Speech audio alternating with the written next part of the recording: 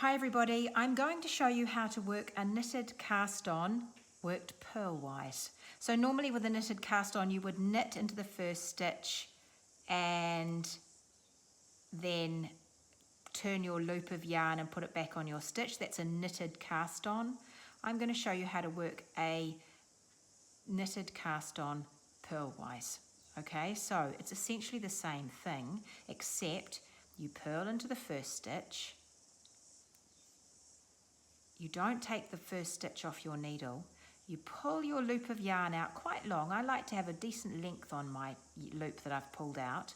Take your left needle, twist the needle and put it into the loop on the other needle and release. And then you have created one stitch. I'm going to do it again.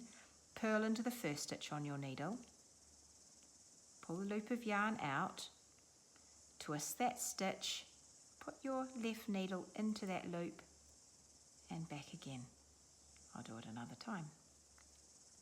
Purl into the first stitch, pull the loop of yarn out, take your left needle, put it through and into the loop on your right needle and release. Last time, purl that stitch, pull a loop out, take your left needle, twist it and put it into the front of that loop and release. And I've created,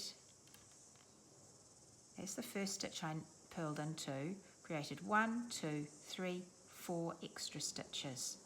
Now what you'll see at the bottom is they do have a knitted appearance at the bottom. It just makes things a little bit neater and more perfect.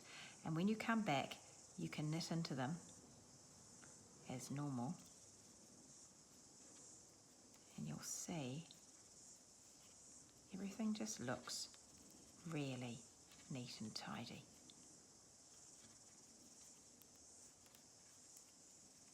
At the bottom. There you go. Good luck everybody.